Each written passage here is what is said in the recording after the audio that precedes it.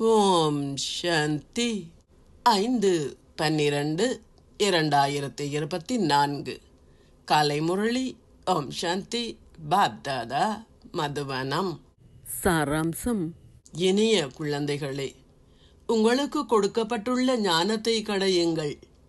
இந்த ஞானத்தை கடைவதன் மூலம் மாத்திரமே நீங்கள் அதிலிருந்து அமிர்தத்தை பிரித்தெடுக்க முடியும். கேள்வி: 21 பிறவிகளுக்கு செழிப்பானவர்கள் ஆகுவதற்கான வழி என்ன? பதில்: ஞான இரத்தினங்கள். இந்த அதிமங்களகரமான சங்கம யுகத்தில் நீங்கள் எந்த அளவிற்கு ஞான இரத்தினங்களை கிரகிக்கின்றீர்களோ அந்த அளவிற்கு செழிப்பானவர்கள் ஆகுவீர்கள். இந்நேரத்தின் ஞான இரத்தினங்கள் அங்கே வைரங்களாகவும் இரத்தினங்களாகவும் ஆகுகின்றன. ஆத்மாக்களாகிய நீங்கள் ஞான இரத்தினங்களை செவிமடுத்து அவற்றை கிரகித்து பின்னர் ஏனையோருக்கும் அவற்றை கூறும்போது மாத்திரமே உங்கள் முகங்கள் மலர்ச்சியாக இருப்பதுடன் அதன் மூலம் தந்தையின் பெயரும் போற்றப்படுகின்றது. அசுர குணங்கள் அகற்றப்படும் போதே நீங்கள் செழிப்பானவர்கள் ஆக முடியும். ஓம் சாந்தி. தாரணைக்கான சாராம்சம். 1. உங்கள் செல்வத்தை இட்டோ அல்லது பதவியை இட்டோ நீங்கள் கொண்டிருக்கும் அகங்காரத்தை முடித்து விடுங்கள். அழிவற்ற ஞான இரத்தினங்களால் உங்களை செழிப்பானவர்கள் ஆக்குங்கள். சேவை செய்வதில் ஒருபோதும் களைப்படைந்து விடாதீர்கள். 2.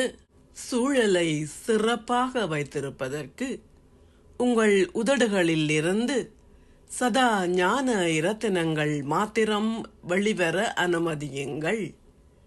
எவருக்கும் மனம் புண்படும் வகையில் எதனையும் கூறாதிருப்பதில் கவனம் செலுத்துங்கள்.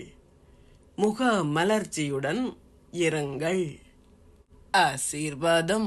நீங்கள் சகல சக்திகளாலும் நிரம்பியவராகி சூழ்நிலை எத்தகையதாக இருந்தாலும் ஒரு வினாடியில் உங்களின் மனதையும் புத்தியையும் ஸ்திரப்படுத்தக்கூடியவர் ஆகுவீர்களாக.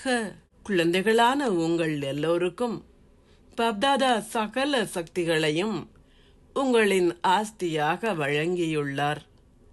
நினைவின் சக்தியை கொண்டிருப்பதென்றால் உங்களின் மனதையும் புத்தியையும் நீங்கள் விரும்பிய இடத்தில் ஒருமுகப்படுத்தக்கூடியதாக இருத்தல் என்று அர்த்தம். அத்துடன் ஒரு வினாடியில் உங்களின் மனதையும் புத்தியையும் ஸ்திரப்படுத்தக்கூடியதாக இருத்தல் என்று அர்த்தம். சூழ்நிலை குழப்பமானதாக இருக்கக்கூடும். சூழல் தமோகுனியாக இருக்கக்கூடும். மாயை உங்களை தனக்கு சொந்தமாக்கிக் கொள்ள முயற்சிக்கக்கூடும். அப்படி இருந்தும் நீங்கள் ஒரு வினாடியில் ஸ்திரமடைய வேண்டும். இத்தகைய கட்டுப்படுத்தும் சக்தி உங்களிடம் இருந்தால் நீங்கள் சகல சக்திகளையும் கொண்டிருப்பவர் எனப்படுவீர்கள். ஸ்லோகம். உலக நன்மைக்கான பொறுப்பு கிரீடத்தையும் தூய்மைக்கான ஒளி கிரீடத்தையும் அணிந்து கொள்பவர்கள் இரட்டை கிரீடதாரிகள் ஆகுவார்கள். ஓம் சாந்தி. நன்றிகள் பாபா.